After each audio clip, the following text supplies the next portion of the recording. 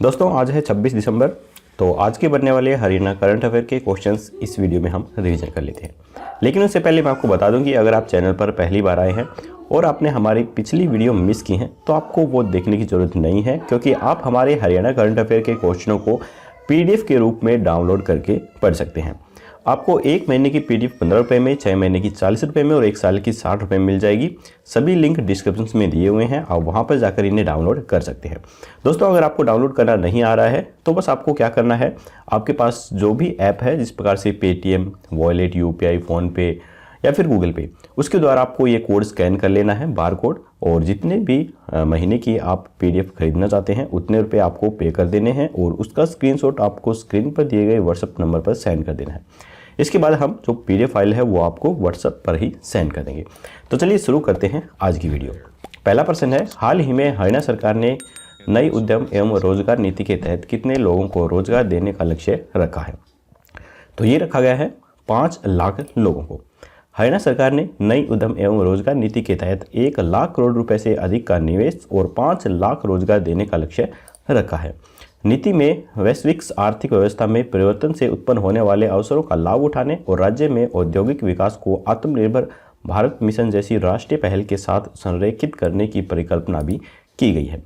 नीति में आपूर्ति श्रृंखला, विद्युत गतिशीलता, कृषि तकनीक, ग्रीन मैन्युफैक्चरिंग, जलवायु परिवर्तन, स्वास्थ्य एवं फार्मा और विकास के लिए अन्य नए अवसरों में उभरती प्रवृत्तियों का ध्यान रखा गया है। यह नीति प्रदेश भर में संतुलन क्षेत्रीय विकास की आवश्यकता पर बल देती है। औद्योगिक विकास के आधार पर राज्य को 4 श्रेणियों में विभाजित किया गया है। A श्रेणी ब्लॉक में औद्योगिक रूप से विकसित क्षेत्र होंगे।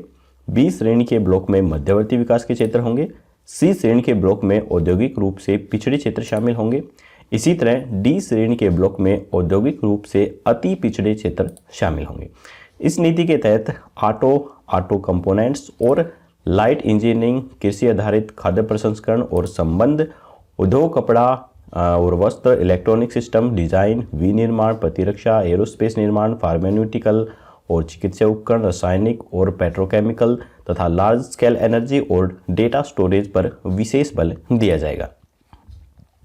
इसके बाद है, हरियाणा सरकार ने किफ़ायती आवास नीति 2013 के किफ़ायती ग्रुप हाउसिंग्स कॉलोनी की स्थापना के लिए न्यूनतम क्षेत्र सीमा 5 एकड़ से घटाकर कितने एकड़ कर दी है?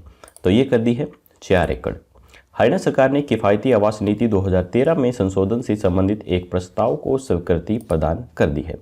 संशोधन के अनुसार किफ़ायती आवास के तहत परियोजना की अवधि क्षेत्र सीमा 10 एकड़ से बढ़ाकर 30 एकड़ तक कर दी गई है। किफ़ायती ग्रुप हाउसिंग कॉलोनी की स्थापना के लिए न्यूनतम क्षेत्र सीमा 5 एकड़ से घटाकर 4 एकड़ कर दी गई है। इसके अलावा यहाँ कॉलोनी की आबादी 10,000 से अधिक है, वहाँ नीति के अनुसार आंतरिक सामुदायिक भवनों के लिए निर्धारित मानदंडों के अनुसार सामुदायिक भवन उपलब्ध करवाए जाएंगे। संशोधन के अनुसार अब वाणिज्य क्षेत्र को कुल नियोजित क्षेत्र के 4% से बढ़ाकर 8% किया गया है। इसके अलावा किफ़ायती ग्रुप हाउसिंग नीति में संशोधन भी किया जा रहा है। इसके साथ ही 0.5 समतुल्य कार्यस्थान प्रदान करने का मौजूदा प्रावधान अनिवार्य और गैर प्रभार्य बना रहेगा। कॉलोनाइजर को प्रति आवास इकाई के लिए अतिरिक्त 0.5 ECAS पार्किंग स्थान प्रदान करने की अनुमति दी जाएगी, जो कि वैकल्पिक होगी, जिसके समक्ष वह प्रत्येक आवास इकाई के लिए एक कार पार्किंग स्थान आवंटित कर सकते हैं। कॉलोनाइजर को कार पार्किंग स्थान के ऐसे आवंटन के समक्ष फ्लैट की लागत के 5% से अधिक वसूलने की अनुमति नहीं दी जाएगी। इसके बाद है, हाल ही में हरियाणा विधानसभा के द्वारा कौन सा विधेयक पारित किया गया है? तो ये किया गया है हरियाणा ग्रुप C कर्मचारी विधेयक 2020। हरियाणा मंत्रिमंडल समूह की बैठक में हरियाणा ग्रुप C कर्मचारी यानी कि सेवा में भर्ती और शर्तें विधेयक 2020 पारित किया गया है। इसके तहत राज्य सरकार के सभी कर्मचारियों को पदोन्नति के समान अवसर उपलब्ध कराने और एक विभाग से दूसरे विभाग में कर्मचारियों के स्थानांतरण के लिए समान कार्यालय के लिए स्वीकृति दी गई है। हरियाणा के सरकारी विभागों के ग्रुप C कर्मचारियों को अब पदोन्नति के लिए वर्षों इंतजार नहीं करना पड़ेगा। उनके लिए कॉमन कैडर का गठन होगा और पदोन्नति के अवसर भी समान मिलेंगे। साथ ही उनका तबादला भी एक समान कार्यालय के दौरान ही होगा। इस प्रावधान के तहत विभागीय सेवा नियमावली की अनुमति के अलावा फील्ड कैडर के कर्मचारियों को मुख्यालय और हेड ऑफिस के कर्मचारियों को फील्ड कार्यालयों में स्थानांतरित नहीं किया जा सकता है। अधिकांश विभागों में ग्रुप सी पद के फील्ड कैडर के कर्मचारियों को पदोन्नति के लिए 10 से 20 साल तक रुकना पड़ता है, जबकि एक ही पद पर हेड ऑफिस के कर्मचारियों को फील्ड कैडर के कर्मचारियों की तुलना में पहले प्रमोशन मिलता है। इसके बाद है हाल ही में हरियाणा के किस जिले में राजकीय होम्योपैथिक्स कॉलेज बनाने का निर्णय लिया गया है? तो ये लिया गया है अम्बाला के अंदर। मंत्रिमंडल की बैठक में नगर परिषद अम्बाला सदर की 61 कनाल और 13 मरला भूमि गांव चांदपुरा जिला अम्बाला में राजकीय होम्योपैथिक्स कॉलेज एवं अस्पताल की स्थापना के लिए 44 लाख रुपए प्रति एकड़ की मौजूदा कलेक्टर रेट तथा 120 रुपये प्रति गज के विकास शुल्क के साथ आयुष विभाग को हस्तांतरित करने के शहरी स्थानीय निकाय विभाग के प्रस्ताव को स्वीकृति प्रदान की गई है। इसके बाद है हाल ही में हरियाणा सरकार ने दक्षिण हरियाणा बिजली वितरण निगम लिमिटेड को ऋण सुविधाओं की स्वीकृति के लिए कितने करोड़ रुपए की गारंटी दी है? तो ये दी गई है 900 करोड़ रुपए की गारंटी। दक्षिण हरियाणा बिजली वितरण निगम लिमिटेड को ऋण सुविधाओं की स्वीकृति के लिए वाणिज्य बैंकों के पक्ष में 900 करोड़ रुपए की राज्य सरकार की गारंटी प्रदान करने की स्वीकृति दी गई है। गुरुग्राम में मौजूदा बिजली वितरण प्रणाली के सुदृढ़ीकरण और उन्नयन के लिए दक्षिण हरियाणा बिजली वितरण निगम लिमिटेड 1408 करोड़ रुपए की परियोजना परिव्यय के साथ स्मार्ट ग्रिड परियोजना का कार्यान्वित कर रहा है।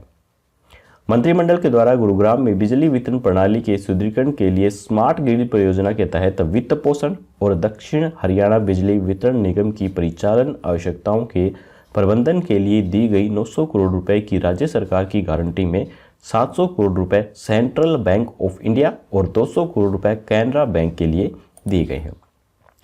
इसके बाद है हाल ही में हरियाणा सरकार ने चीनी व एथेनॉल प्लांट के लिए कितने करोड़ रुपए की स्वीकृति प्रदान की है? तो इसका उत्तर जानने से पहले दोस्तों, अगर वीडियो पसंद आ रही है तो लाइक जरूर कीजिएगा और चैनल पर पहली बार आए हैं तो सब्सक्राइब करके घंटे पर ऑल नोटिफिकेशन जरूर क्लिक कीजिए ताकि हमारी आने वाली लेटेस्ट वीडियो हैं वो आपको मिल सके सबसे पहले। तो इसका आंसर है 235 करोड़ रुपए।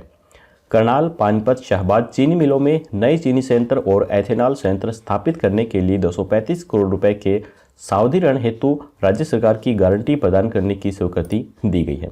पानीपत के गांव डाहर में 28 मेगावाट के कोजनरेशन प्लांट के साथ 5000 DCT पर 22 घंटे, करनाल शुगर मिल में 18 मेगावाट के कोजनरेशन प्लांट के साथ 3500 DTC, चीनी संयंत्र शहबाद शुगर मिल में 60 KLPD एथेनॉल प्लांट की स्थापना को मंजूरी दी गई है। हरको बैंक ने इन तीनों परियोजनाओं के लिए 235 करोड़ रुपए का सावधि ऋण स्वीकृत किया है। यह ऋण 10.10% की दर से दिया जाएगा। इसके बाद है हरियाणा का कौन सा जिला 2 नगर निगम वाला प्रदेश का पहला जिला बन गया है? तो ये बना है गुरुग्राम। गुड़गांव जिला 2 नगर निगम वाला प्रदेश का पहला जिला बन गया है। मानेसर नगर निगम में साथ लगते 29 गांवों को शामिल किया जाएगा। इसके अलावा जिले में 3 नगर पालिका व 1 नगर परिषद के साथ साथ 170 ग्राम पंचायतें भी शामिल हैं। मानेसर की पहचान इंडस्ट्रियल क्षेत्र की है, जहां छोटे बड़े करीब 7000 उद्योग लगे हुए हैं। वर्तमान सीमाओं के अनुसार इस नए निगम का कुल क्षेत्रफल 124.32 वर्ग किलोमीटर का होगा। नगर निगम मानेसर की सेवा में शामिल किए जाने वाले जो 29 गांव हैं वो आप यहां पर देख सकते हैं। उन सब की लिस्ट मैंने बना दी है, आप वीडियो को पॉज करके इन्हें पढ़ सकते हैं। इसके बाद है हाल ही में HAU में चौधरी चरण सिंह की कौन सी जयंती बनाई गई है? तो ये बनाई गई है 118वीं जयंती। HAU में देश के पूर्व प्रधानमंत्री स्वर्गीय चौधरी चरण सिंह की 118वीं जयंती पर वर्चुअल किसान दिवस कार्यक्रम का आयोजन किया गया है। यह वर्चुअल किसान दिवस किसान नेता एवं पूर्व प्रधानमंत्री चौधरी चरण सिंह के जन्मदिवस की यादगार के रूप में बनाया जा रहा है। HAU के कुलपति प्रोफेसर समर सिंह ने कहा है कि विश्वविद्यालय के द्वारा विकसित नई विभिन्न फसलों की किस्मों व तकनीकों का ही नतीजा है कि राज्य में गेहूं का उत्पाद 6 गुना, चावल 8 गुना, कपास 3 गुना एवं तिलहन फसलों का उत्पादन 5 गुना बढ़ा है। वैज्ञानिकों ने फसलों, फलों, सब्जियों व चारे का अधिक उत्पादन देने वाली, रोगरोधी व कम समय में पककर तैयार होने वाली लगभग 288 किस्मों का भी विकास किया है। शोध कार्यक्रमों को कृषि की बदलती परिस्थितियों के अनुसार बढ़ावा देने तथा कृषि की लाभकारी तकनीकों के व्यवसायीकरण के लिए अंतर्राष्ट्रीय तथा राष्ट्रीय स्तर पर कुल 527 द्विपक्षीय समझौते भी किए हैं। इसके बाद है हरियाणा खाद्य नागरिक आपूर्ति एवं उपभोक्ता मामले विभाग किस दिन को राष्ट्रीय उपभोक्ता दिवस के रूप में बनाएगा? तो ये बनाएगा 24 दिसंबर को ये बनाया जाएगा। तो ये 24 दिसंबर जा चुका है, यानी कि बना लिया गया है। हरियाणा खाद्य नागरिक आपूर्ति एवं उपभोक्ता मामले विभाग 24 दिसंबर को राष्ट्रीय उपभोक्ता दिवस के रूप में बनाता है। इसका मुख्य उद्देश्य उपभोक्ताओं को उनके अधिकारों व कर्तव्यों के प्रति जागरूक करना तथा उन्हें संरक्षण प्रदान करना होता है। सरकार का उद्देश्य है कि उपभोक्ता महत्वपूर्ण बातों को ध्यान में रखें और वे अपने अधिकारों का प्रयोग करें। यदि किसी उपभोक्ता के साथ धोखाधड़ी या ठगी होती है तो उपभोक्ता संरक्षण अधिनियम 2019 में उस उपभोक्ता को पूर्ण सुरक्षा प्रदान करने की व्यवस्था की गई है। इसके तहत वस्तु बनाने या फिर सेवा देने वाली कंपनी की जवाबदेही तय की गई है। उपभोक्ता संरक्षण अधिनियम में अनुचित व्यापार व्यवहार पर रोक लगाने की व्यवस्था भी की गई है। जिला फोरम में 1 करोड़ रुपए तक, राज्य आयोग में 1 करोड़ रुपए से 10 करोड़ रुपए तक, राष्ट्रीय आयोग में 10 करोड़ रुपए से अधिक की राशि की कीमत से संबंधित विवादों को दायर किया जा सकता है। इसके बाद है हरियाणा में नशे को खत्म करने के लिए कितनी नारकोटिक्स कंट्रोल ब्यूरो यूनिट बनाई जाएंगी? तो ये बनाई जाएंगी 17 यूनिट। प्रदेश में नशे को खत्म करने के लिए प्रदेश भर में नारकोटिक्स कंट्रोल ब्यूरो की 17 यूनिटें बनाई जाएंगी। खास बात यह है कि इन यूनिट में स्थानीय पुलिस के उन अधिकारियों व कर्मचारियों को शामिल किया जाएगा जिनका ट्रैक रिकॉर्ड साफ रहा है। सितंबर से अब तक नारकोटिक्स कंट्रोल ब्यूरो नशा तस्करी के 17 बड़े मामले पकड़ में आ चुके हैं। वहीं नशा तस्करों के पिछले केसों में उनके आपराधिक रवैये को देखते हुए नारकोटिक्स कंट्रोल ब्यूरो की टीमों को तमाम संसाधन भी उपलब्ध करवाए जाएंगे। नशीले पदार्थों की तस्करी में लगे अपराधियों से निपटने के लिए ब्यूरो को गाड़ियां, हथियार, bullet proof jacket, night vision कैमरे आदि से लैस किया जाएगा ताकि हर स्थिति में अपराधियों से निपटा जा सके। नारकोटिक्स कंट्रोल ब्यूरो की टीमों ने प्रदेश के जिन जिलों में काम शुरू कर दिया है उनमें से रोहतक, अम्बाला, कुरुक्षेत्र, लाडवा, पंचकुला, पानीपत, सोनीपत, फरीदाबाद, फतेहाबाद, सिरसा, हिसार, दारूहेड़ा, कैथल, जींद, बहादुरगढ़, करनाल शामिल हैं। तो यहाँ पर हमारे हरियाणा करंट अफेयर के क्वेश्चंस खत्म होते हैं। अब हम अपना रिवीजन टेस्ट लगा लेते हैं। तो पहला प्रश्न है, हाल ही में हरियाणा सरकार ने नई उद्यम एवं रोजगार नीति के तहत कितने लोगों को रोजगार देने का लक्ष्य रखा है? तो ये रखा है 5 लाख लोगों को। हरियाणा सरकार ने किफ़ायती आवास नीति 2013 के तहत किफ़ायती ग्रुप हाउसिंग कॉलोनी की स्थापना के लिए न्यूनतम क्षेत्र सीमा 5 एकड़ से घटाकर कितने एकड़ कर दी है? तो ये कर दी है 4 एकड़। हाल ही में हरियाणा विधानसभा के द्वारा कौन सा विधेयक पारित किया गया है? तो ये किया गया है हरियाणा ग्रुप सी कर्मचारी विधेयक 2020। हाल ही में हरियाणा के किस जिले में राजकीय होम्योपैथिक्स कॉलेज बनाने का निर्णय लिया गया है? तो ये लिया गया है अंबाला में। हाल ही में हरियाणा सरकार ने दक्षिण हरियाणा बिजली वितरण निगम लिमिटेड को ऋण सुविधाओं की स्वीकृति के लिए कितने करोड़ रुपए की गारंटी दी है? तो ये दी है 900 करोड़ रुपए की गारंटी। हाल ही में हरियाणा सरकार ने चीनी व एथेनॉल प्लांट के लिए कितने करोड़ रुपए की स्वीकृति प्रदान की है? तो ये की है 235 करोड़ रुपए की स्वीकृति। हरियाणा का कौन सा जिला 2 नगर निगम वाला प्रदेश का पहला जिला बन गया है? तो ये बन गया है गुरुग्राम। हाल ही में एचयू में चौधरी चरण सिंह की कौन सी जयंती बनाई गई है? तो ये बनाई गई है 118वीं जयंती। हरियाणा खाद्य नागरिक आपूर्ति एवं उपभोक्ता मामले विभाग किस दिन को राष्ट्रीय उपभोक्ता दिवस के रूप में बनाते हैं? तो ये बनाते हैं 24 दिसंबर को। हरियाणा में नशे को खत्म करने के लिए कितनी नारकोटिक्स कंट्रोल ब्यूरो यूनिट बनाई जाएंगी? तो ये बनाई जाएंगी 17 यूनिट। तो यहाँ पर हमारा रिवीजन टेस्ट भी खत्म होता है। अब हम कल के प्रश्न का आंसर देख लेते हैं। हरियाणा के किस जिले में मेगा फूड पार्क बनाने के लिए नाबार्ड से ऋण की मंजूरी मिली है? तो इसका जो राइट ऑप्शन है वो है रोहतक।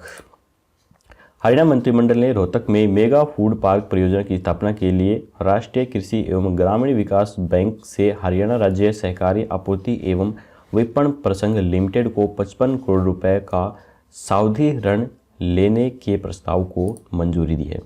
यह परियोजना औद्योगिक मॉडल टाउनशिप रोहतक में स्थापित की जा रही है। यह परियोजना 50 एकड़ के अंदर फैली हुई है। इसमें MSME के लिए 24 स्टैंडर्ड डिजाइन फैक्ट्री शेड के अलावा 450 से 4050 वर्ग मीटर तक के 80 प्लांट हैं। तो चलिए अब हम देख लेते हैं आज का क्वेश्चंस।